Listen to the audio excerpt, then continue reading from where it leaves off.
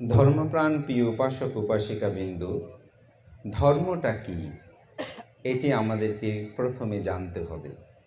আমরা ধর্মটা কি জানি না বলেই আমরা আসলে ধর্ম পালন করতে চাই না। ধর্ম কি যদি আমরা জানতাম তাহলে ধর্ম পালন করার জন্য কাউকে বলতে হতো না। চিকিৎসকের কাছে কখন যায়? রোগী হলেই তো চিকিৎসকের কাছে যাবেন, তাকে বলতে হয় না তুমি চিকিৎসকের কাছে যাও। রোগী হলেই তিনি বলে আমার ব্যথা, আমার অমুক সময়, আমাকে ডাক্তার দেখাতে হবে। ডাক্তারকে ফিস দিয়ে আমরা চিকিৎসা নিয়ে থাকি। ঠিক অনুরূপভাবে মানুষ যখন ধর্ম সম্পর্কে জানে তখন তিনি নিজেই ধর্ম প্রাণ হয়ে দৌড়তে থাকে। সেরকম কি মানুষ নাই? অবশ্যই আছে। সেরকম অনেক মানুষ আছে যারা ধর্ম বললে পাগল হয়ে যায়। ইচ্ছে করে অনেকে বলে যে ভান্তে আমার যা আছে মনে হচ্ছে সব দান করে ফেলি, সব ছেড়ে দিই। সেরকম ধর্ম পাগল অনেক মানুষ কিন্তু জগতে আছে। সেই জন্য ধর্মটা কি আমাদেরকে জানতে হবে। তো আমরা সাধারণত ধর্মটাকে জানি এই যে কলা, নারিকেল, বুদ্ধ পূজা বা বিহারের যে দান, তারপর আপনার সঙ্গদান। মূলত আমরা মনে করি এটাই একটা ধর্ম। বুদ্ধকে পূজা করলাম, এটা আসলে ধর্ম। তো ধর্মটাকে একটু বোঝার জন্য একটা ছোট্ট উপমা দিই। একজন লোক একটি নারিকেল ক্রয় করে আসছে। তো পথে জিজ্ঞাসা করছে, ভাই যে তুমি নারিকেল কিনেছো কী জন্য? বলে যে খাওয়ার জন্য কিনেছে। তাহলে নারিকেলের খোসা কেন নিলে? খোসাও খাবে নাকি তুমি? বলে যে না, খোসা তো খাবো না, নারিকেলটাই খাবো। তো নারিকেল যদি খাও তাহলে খোসাটা নেওয়ার দরকার কি? বলে যে সেটা তুমি বুঝবে না, সেটা আমি তোমাকে পরে বুঝাবো। কিন্তু ওই মানুষটি উপলব্ধি করতে পারছে না খোসা ছাড়া নারিকেলটা সুন্দরভাবে রক্ষিত হবে না। যদি খোসা না থাকে নারিকেল কিন্তু রক্ষিত হয় না। ঠিক ধর্মটা হচ্ছে চাতুর্শস্য বিনিমুক্ত ধাম্য বিননাত্তি। চতুরার্য সত্য ব্যতীত পৃথিবীতে অন্য কোনো ধর্ম বিদ্যমান নাই। চতুরার্য সত্য কি? দুঃখ আনা, দুঃখ সমুদয় আনা, দুঃখ নিরোধয় আনা, দুঃখ নিরোধগামিনী পাটিপাদায় আনা। দুঃখ কি? দুঃখের কারণ, দুঃখ নিরোধ, দুঃখ নিরোধের উপায়। এটি হচ্ছে বুদ্ধের ধর্ম। ধর্মচক্র প্রবর্তন সূত্রের মধ্যে বুদ্ধ এটাকে ধর্ম বলেছেন। কিন্তু এর পরবর্তীতে এই ধর্মকে সুরক্ষিত করার জন্য, এই ধর্মকে জানার জন্য বিবিধ কিছুর উপকরণ এখানে সমন্বয় সাধন হয়েছে। যেমন আজকের যে চিবরদান, এই চিবরদানটা কিন্তু দুটি লাইনের বাক্যকে তিনবার বললে চিবরদানটা শেষ। ইমাং কাঠিনা চিবরাং ভিক্ষু সাঙ্গাস্থা দানাং দেহিমা কাঠিনাং আত্মারিদুম। এটাই হচ্ছে মূলত আজকের আয়োজনের মূল প্রতিপাদ্য যেটা বিষয়। আপনারা আসবেন চিবরটা নিয়ে এটা বলবেন, কিন্তু এটার জন্য কালকে থেকে আজকের পর পর্যন্ত এত আয়োজন কেন?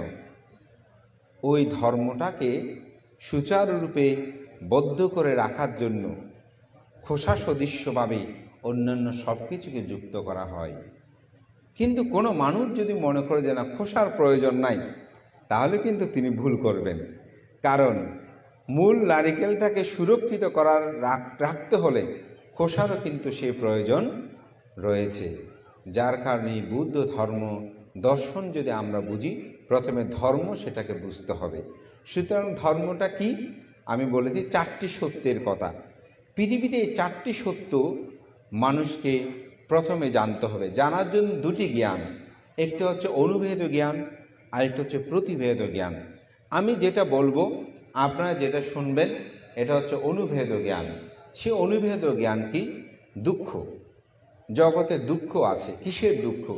জন্মের দুঃখ আছে, জরার দুঃখ আছে, ব্যাধির দুঃখ আছে, মরণ দুঃখ আছে। কায়িগতভাবে এই চারটিকে উপলব্ধি করা যায়। আর চারটি: অপ্রিয় সংযোগ দুঃখ, প্রিয় বিচ্ছেদ দুঃখ, স্ত্রীগ্রস্ত অলাভ দুঃখ, অর্থাৎ যাহা চায় তাহা না পাওয়ার দুঃখ, পঞ্চ উপাদান স্কন্ধ দুঃখ। পৃথিবীতে একজন মানুষকে এই 8টি দুঃখকে উপলব্ধি করতে হবে। যদি তিনি এই 8টি দুঃখ উপলব্ধি করে, তাহলে তিনি ধর্ম করার জন্য তাকে আর বলতে হবে না। কিন্তু আমরা সেটাকে উপলব্ধি করি না। উপলব্ধি করি না বলে বর্ষাকালীন সময়ে যখন বাড়ির সম্মুখে চেরাগ বাতি দেওয়া হয়, দেখবেন কিছু কিছু পোকা উড়ে এসে এসে পড়ে, ওই লাল দেখে ফাল লাভ দেয়। সে দেখতেছে অসংখ্য জন সেখানে পড়ে মরতেছে, এরপরেও সে এসে বারংবার সেখানে লাভ দেয়। অর্থাৎ মোহ অন্ধকারে আবৃত হয়ে সে সেটা উপলব্ধি করতে পারে না। মানুষও ঠিক এরকম, এই দুঃখগুলোকে দেখে, কিন্তু দেখার পরেও সেটাকে উপলব্ধি করে না।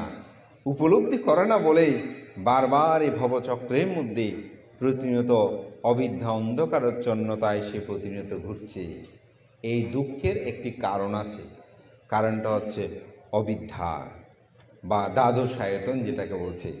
এই অবিদ্যা হইতে সংস্কার, সংস্কার হইতে বিজ্ঞান, বিজ্ঞান হইতে নামরূপ, নামরূপ হইতে সনাতন, সনাতন স্পর্শ, স্পর্শ হইতে বেদনা, বেদনা হইতে তৃষ্ণা, তৃষ্ণা হইতে উপাদান, উপাদান হচ্ছে ভব, ভব থেকে হতে জন্ম, জরা, ব্যাধি, মৃত্যু।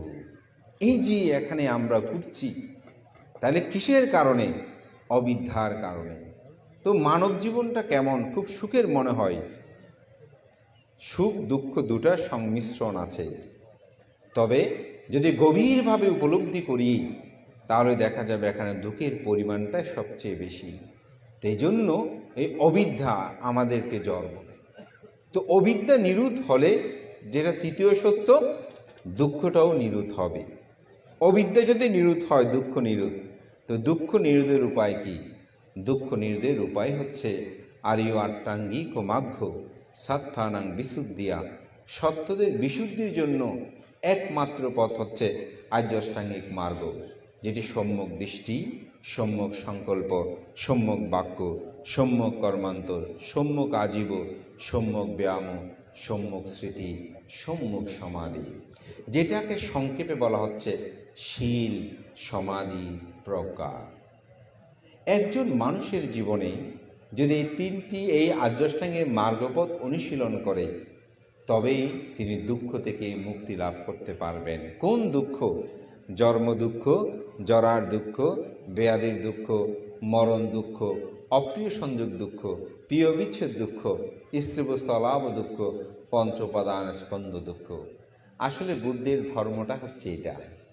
আমাদের অনেক বাস্তববাদী মানুষ আছেন, বলে যে বানতে জাতকে বানারসিরা ব্রহ্মদত্ত রাজত্বকালে এমন হয়েছিল, এগুলো বারবার কেন আসে? তারপর অনেকে আবার প্রশ্ন করে, বানতে একটা কুকুর অমুক এভাবে কেমন করে কথা বলে, একটা সিগেলের সাথে বুদ্ধ কিভাবে এরকম কথা বলেছে? এরকম আমাদের অনেক বাস্তববাদী অনেক মানুষ এই বিষয়গুলো নিয়ে বিভিন্ন কথা উপস্থাপনা করে। আমি তাদেরকে বলি, ঠিক আছে, আপনি এত বিষয় নিয়ে আমি আপনার সাথে কথা বলবো না, কোনো তর্কে যাব না, এগুলো বোঝানোর জন্য চাইব না। কিন্তু বুদ্ধের যে মূল ধর্ম, সে চতুরার্য সত্যটা আপনার এখানে কোনো ভুল আছে কি না সেটা আপনি দেখেন। যদি এখানে কোনো ভুল থাকে, সেটার জন্য আমি আপনার সাথে কথা বলতে পারি।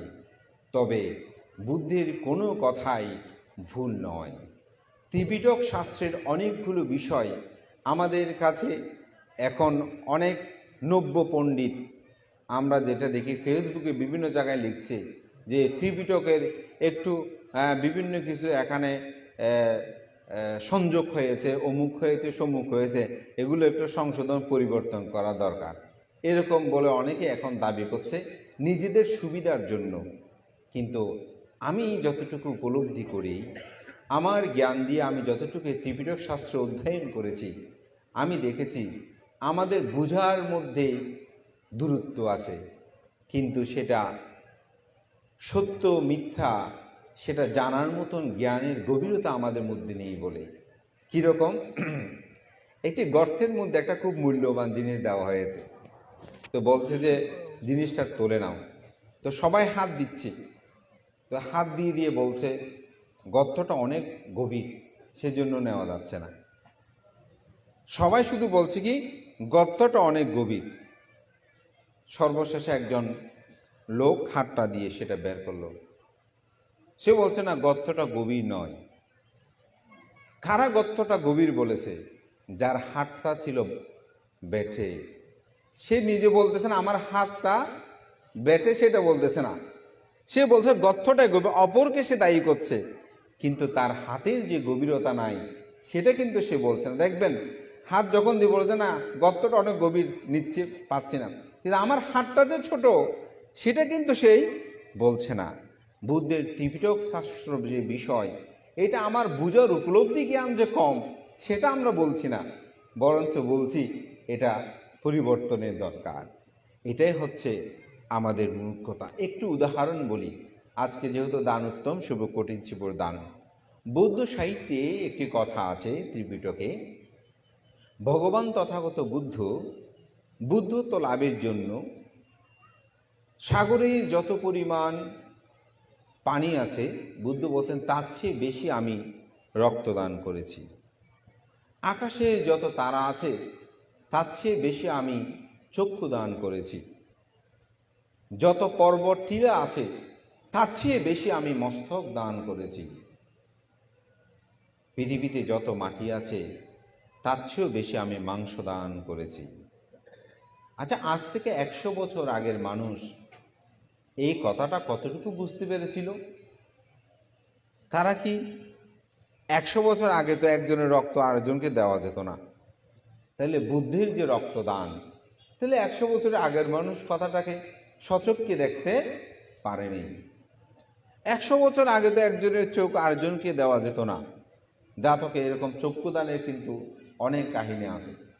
তাহলে 100 বছরের আগের মানুষগুলো যদি মনে করে যে বুদ্ধ কথা ঠিক নয়, চক্ষু দান করা যায় না, হয়তো 200 বছর বা 100 বছর আগে শরীরের মাংস তো তখন দান করা যেত না।